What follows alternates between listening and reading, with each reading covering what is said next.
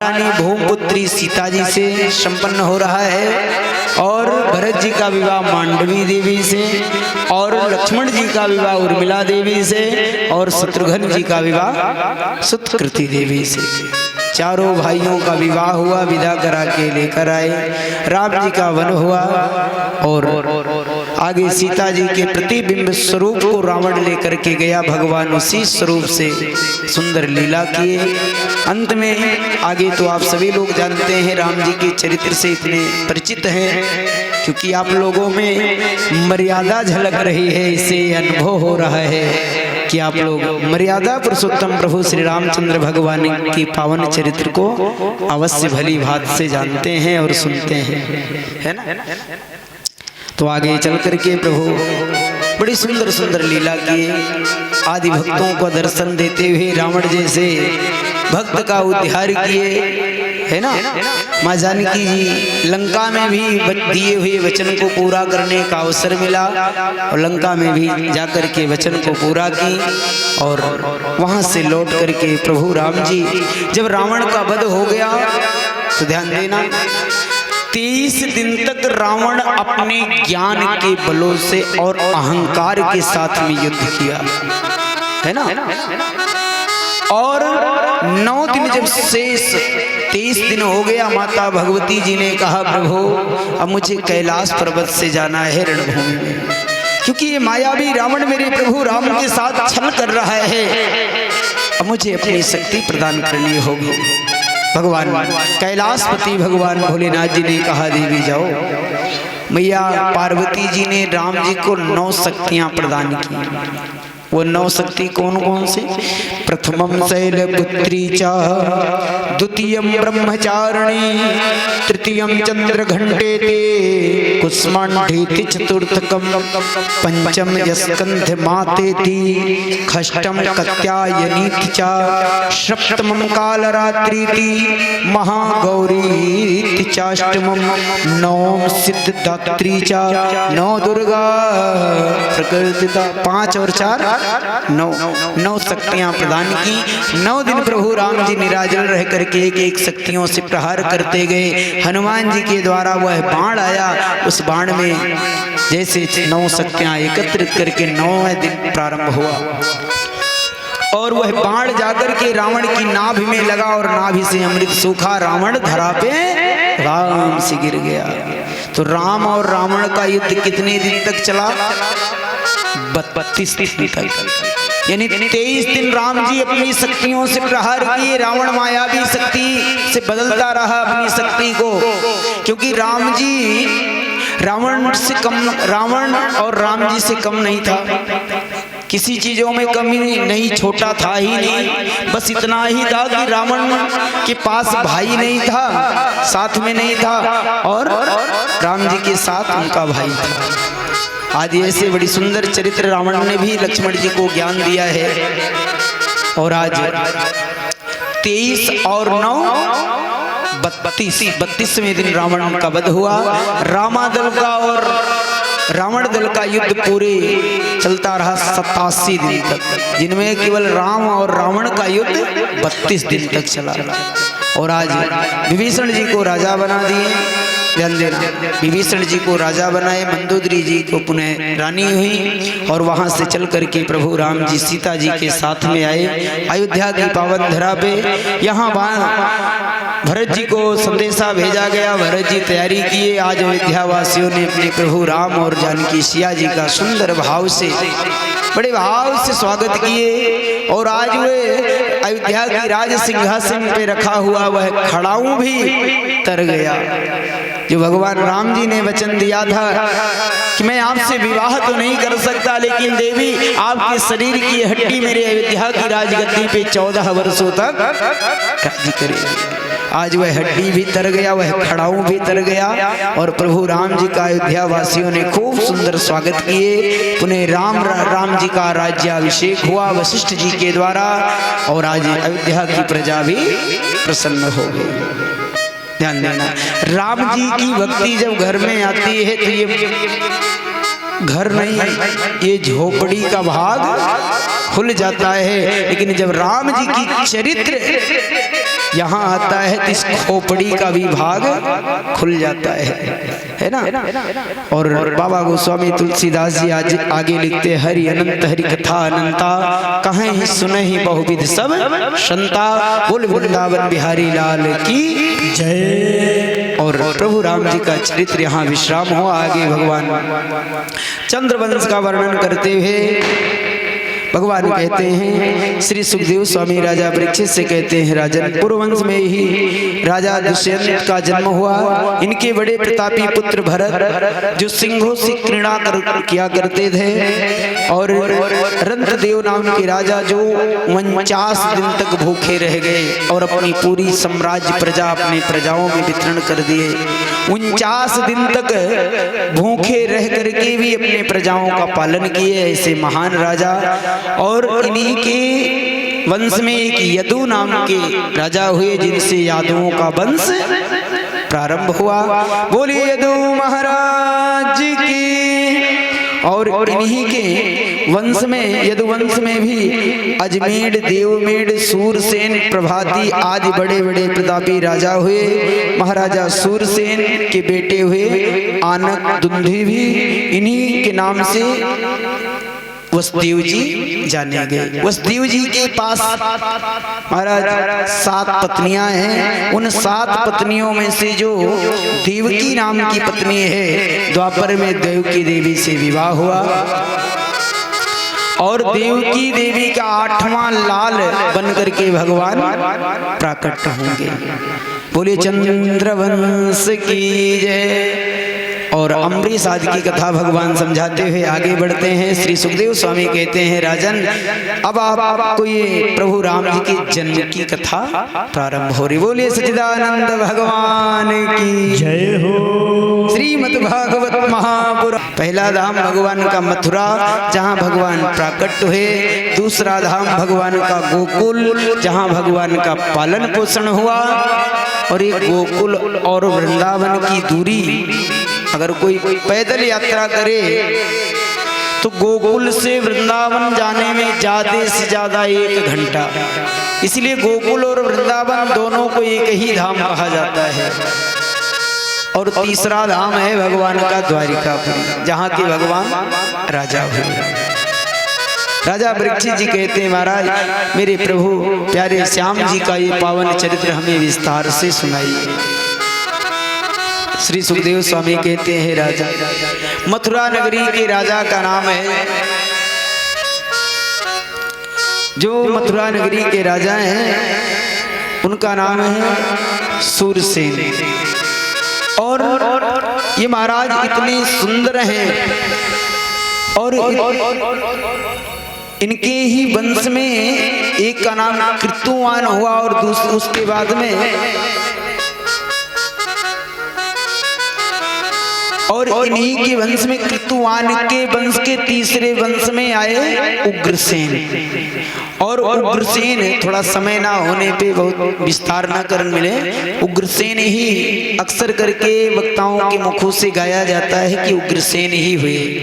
लेकिन इनकी 3 जन्मों में वरदान मिला था कि तुम मथुरा के राजा द्वापर में बनोगे और तुम्हारा नाम होगा उग्रसेन। पहले सूरसेन की तीसरे पुस्त में सूरसेन के पुत्र हुए कुंतीवान, कुंतीवान के पुत्र हुए वीरवान, वीरवान के पुत्र हुए उग्रसेन। और उग्रसेन की पत्नी का नाम पौन रेखा।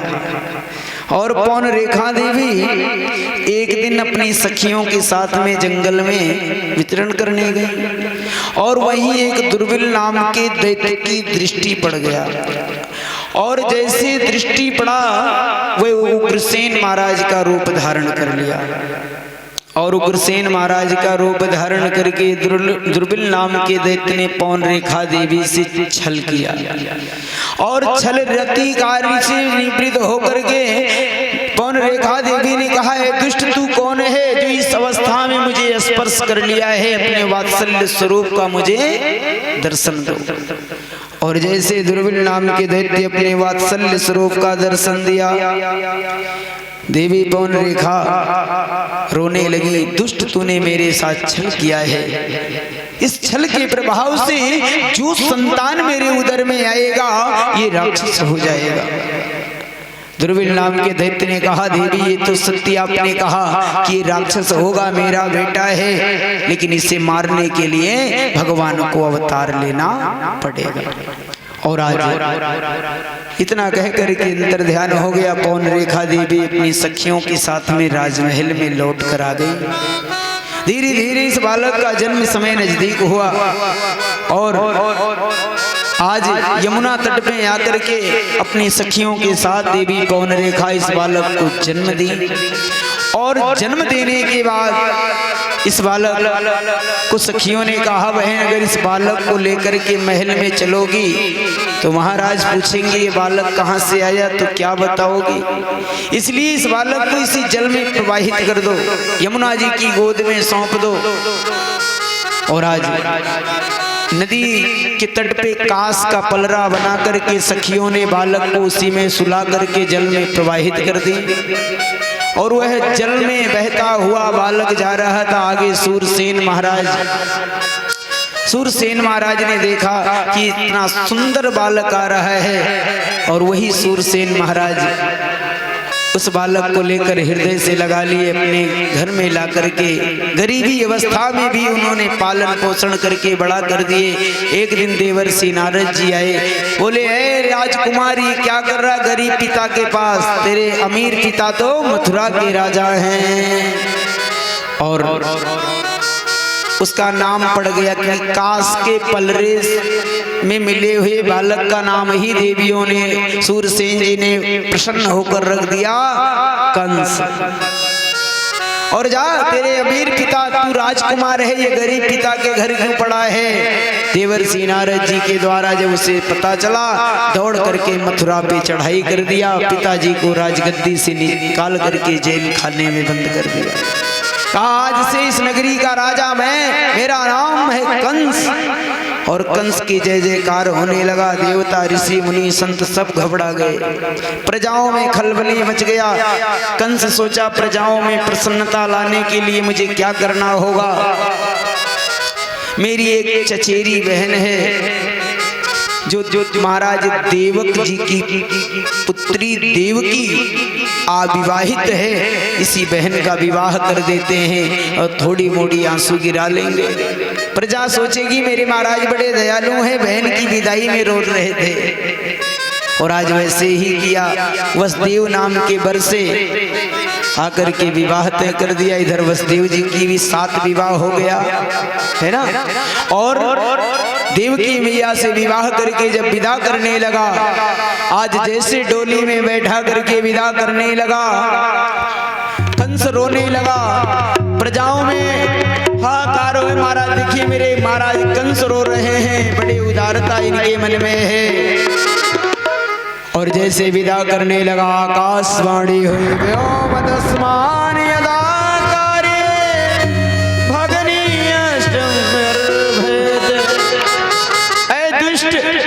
कंस, तू जिस बहन की विदाई इतने धूमधाम से कर रहा है, यही तेरी बहन देवकी का 8वां लाल तेरा लाल बन करके आएगा। और आज जैसे ही ये बात सुना, डोली से बहन देवकी की केस को पकड़ा और धरा पे ला करके गिरा दिया। कहा तू मेरे हाथों से आज नहीं बच सकती है। तलवार को निकाला, जैसे मारने का प्रयास किया। वसुदेव जी बोले राजन क्या कर रहे हो। कोई राजा किसी स्त्री पे हाथ उठाता है, ये क्या कर रहे हो प्रभु। आपको 8वां लाल चाहिए। एक तो आपकी बहन है, दूसरी आप राजा हो, तीसरी अभी आपकी बहन के पैर का मिहावर तक नहीं छूटा। आप सुहागन सदा सुहागन रहने का आशीर्वाद भी नहीं दिए और बहन को मारने आ गए। 8वां लाल चाहिए। मेरी बात पे विश्वास करो, जितने लाल होंगे सब ला करके सौंप देंगे। बंदी बना करके कारागार में बंद कर दिया। और कीर्तिमान नाम का प्रथम पुत्र जब देवकी का जन्म लिया, वसुदेव जी ला करके कंस को सौंप दिए। और कंस पहले बालक को ऐसे उलट पलट करके देख लिया। वाह वसुदेव जी, आपकी सत्यता पे मुझे बड़ा विश्वास भरोसा है। जाओ, मैं इस बालक को नहीं मारता, इसे ले जाओ। मुझे पहला दूसरा तीसरा इससे नहीं मतलब, अब तो मुझे 8वें से ही मतलब रहा। और जैसे वसुदेव जी लेकर के जाने लगे, दे श्रीमन नारायण नारायण करते हुए नारद जी आ गए। बोले, ओ चेला, ये तू क्या कर रहा है? अच्छा, एक बात है, सबसे सबका बिगड़ गया, लेकिन देवर्षि नारद जी का कभी बिगाड़ किसी से नहीं हुआ। अच्छा, क्यों नहीं हुआ? जो ही चाटुकारिता करना सीख लेगा, 2 क्षण में इनकी तरफदारी बतियाओ और तीसरे क्षण में इनकी तरफ हो जाओ, तो दोनों पार्टी मजबूत बनी रहेगी कि नहीं? प्रधानी आ जावे दिन भर फलाने के साथ और रात्रि में फलाने के साथ, दोनों पार्टी से बढ़िया चाय पानी की व्यवस्था बनेगी। बोलो सिया राम, जय राम, जय जय राम, है ना? नारद जी बोले, मूर्ख और शंख ये दोनों दूसरे के फौंकने से ही बचते हैं। और एक पुष्प लेकर के देवर्षि नारद जी आए। बोले, चेला इधर आओ, इसमें इस पुष्प में गिनो कितनी पंखुड़ियां हैं। कंस गिनने लगा, 1 2 3 4 5 6 7 8। बोले, इधर से गिनो, 8 7 6 5 4 3 2 1। अभी बताओ, इन पुष्प की पंखुड़ी में कौन सी पंखुड़ी पहली है, प्रथम है, और कौन सा 8वां है? कंस गिनने लगा, इधर से 1 और उधर से 8वां। जो 1 है वो 8वां है, जो 8 है वही 1 है।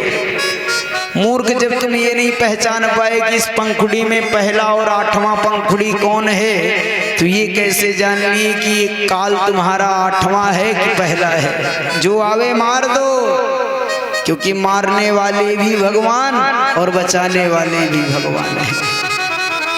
तुरंत कंस बुलाया और वसुदेव जी के हाथों से लाला कीर्तिमान नाम के पुत्र को लिया। सुगोविंदाय नमो नमः। ऐसे ऐसे करके महाराज 6 को मार दिया।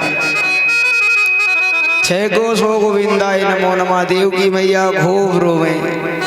7वें की बारी आई। योग माया भवानी से भगवान जाकर के प्रार्थना किए, बोले देवी 6 तो निपट चुके, 7वें में भैया की बारी है और ये भैया को 7वें ले जाकर के रोहिणी माँ की गोद में सुला देना, क्योंकि रोहिणी माँ को भी मैं वरदान दे दिया हूँ भैया आपकी नक्षत्र में मैं आऊंगा और वहां से चल करके आप नंद भवन चली जाना, क्योंकि वहां भी ब्राह्मण के द्वारा संतों के द्वारा यज्ञ हो रहा है, वहां भी जाना है।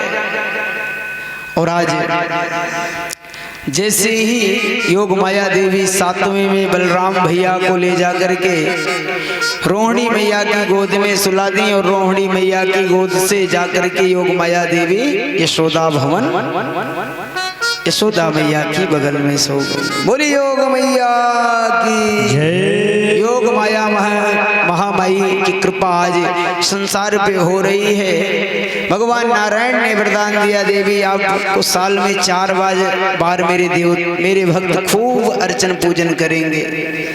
वही 9 शक्तियां हुई जो योग माया है, वो 9 शक्तियां हुई।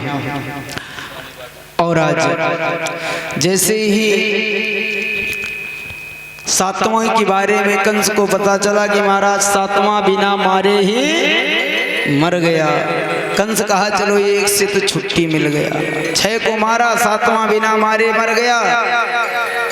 अब 8वें की बारी है और जैसे देवता ऋषि मुनि महात्मा सब ने भगवान से विनती करने लगे और भगवान भी इतने सुंदर स्वरूप धारण करके 4 भुजा लेकर के भगवान 8वें में प्रकट हुए।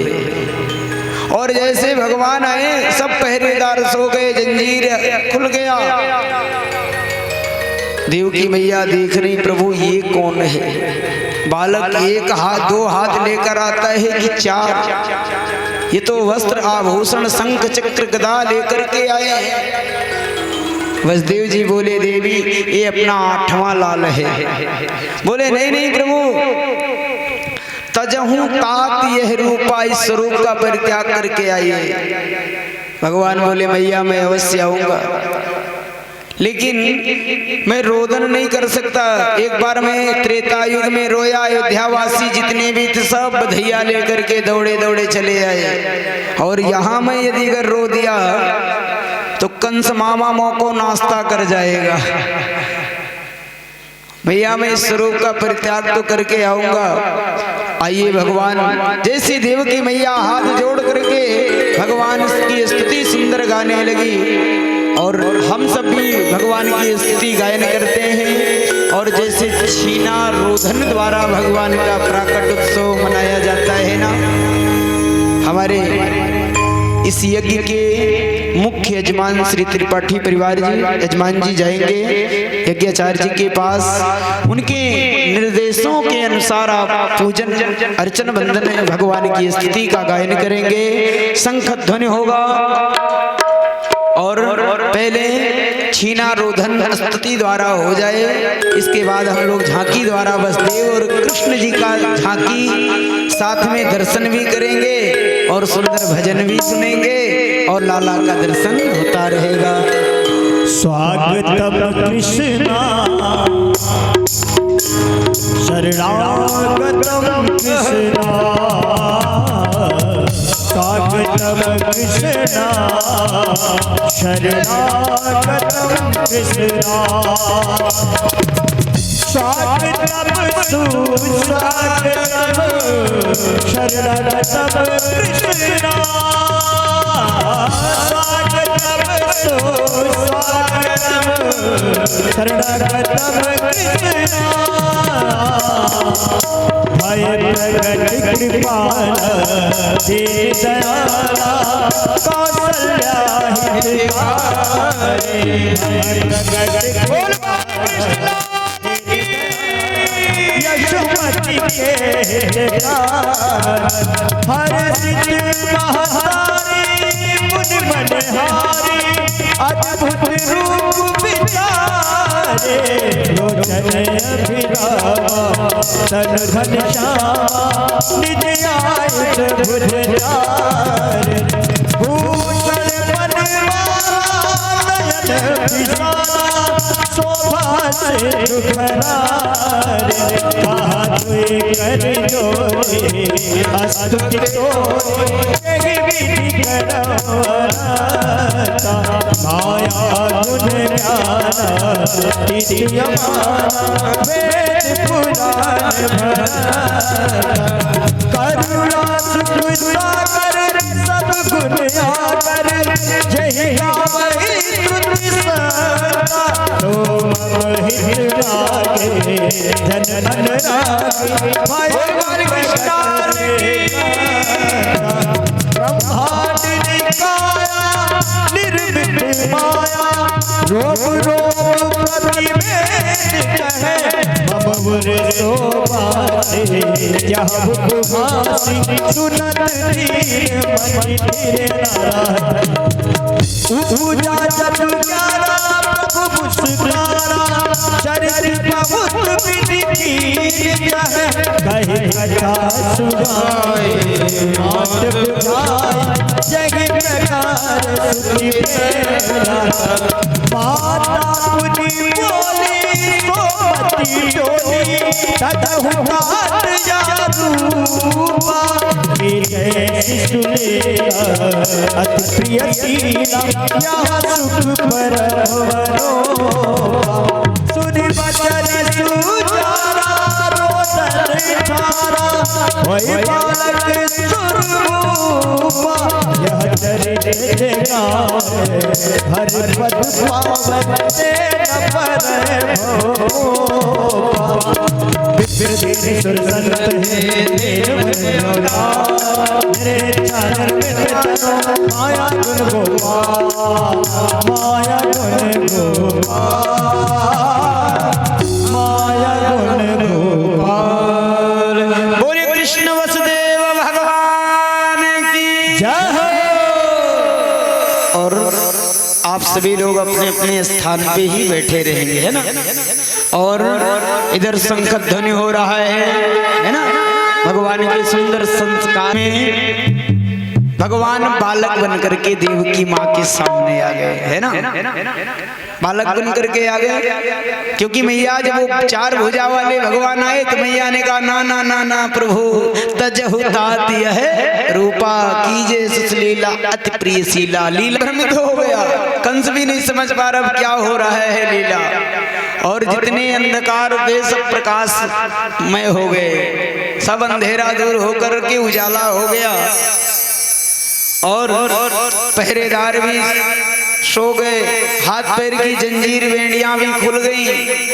धन्य है प्रभु, ऐसे लीलामय करुणामय भगवान हैं। और जैसे ही पलड़े में धारण किए और आज जैसे निकल करके आगे बढ़े, इधर देवताओं ने बड़ी सुंदर स्तुति भगवान का गाने लगे स्वागत करने के लिए। आइए हम सभी लोग भी भगवान के ऐसे सुंदर स्तुति का गायन करते हैं। और इसी स्तुति के बीच में वसुदेव जी अपने लाला को अपने सिर पे धारण करके मथुरा से यमुना महारानी को दर्शन देते हुए गोकुल आएंगे। और बीच में हम लोग दर्शन भी करेंगे और सभी लोग भाव से गाएंगे, है ना।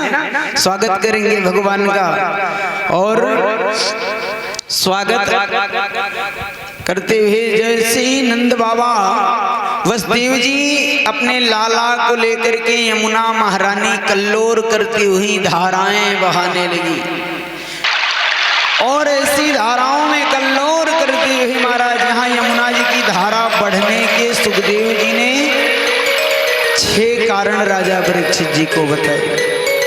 6 कारण कि, लेकिन उनमें से पहला कारण ये है कि यमुना महारानी भगवान के इसी सुंदर स्वरूप को देखने के लिए, चरण स्पर्श करने के लिए धारा को बहा रही थी, ऊंचे स्थानों पे जा रही थी। भगवान पीछे से चरणोदक दे दिए, यमुना महारानी चरण को स्पर्श करके अपने धाराओं को शांत कर ली। और वहां जैसे ही भगवान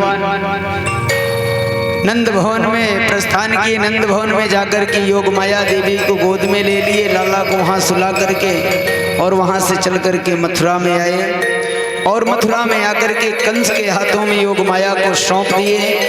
योग माया को जैसे उठा करके कंस पटकने का प्रयास किया और योग माया के देवी कंस के हाथों से छूट गई और आकाश की भवानी हो गई। और उनकी वाणी द्वारा आया, ऐ दुष्ट कंस तू मुझे क्या मारेगा, तुझे मारने वाला तो जन्म ले चुका है।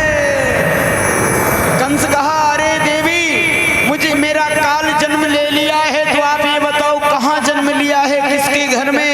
योग माया देवी बोली, पूरी जन्म पत्रिका नहीं बताऊंगी, बस दुष्ट अब तेरा संहार, तुझे मरना निश्चित है। और योग माया देवी आकाश की भवानी हो गई। और इसके साथ में आज कंस डर में भय में हो गया। इधर नंदा और सुनंदा ले जाकर के खबर की नंद बाबा को, जय हो। खुल गए सारे ताले, क्या बात हो गए, खुल गए सारे ताले, क्या बात हो गए। जब से जन्मे कन्हैया करामात हो गए, जब से जन्मे कन्हैया करामात हो गए। फागुन घोर ऐसी रात हो गए, फागुन घोर कैसी रात हो गए। जब से जन्मे कन्हैया करामात हो गए, जब से जन्मे कन्हैया करामात हो गए।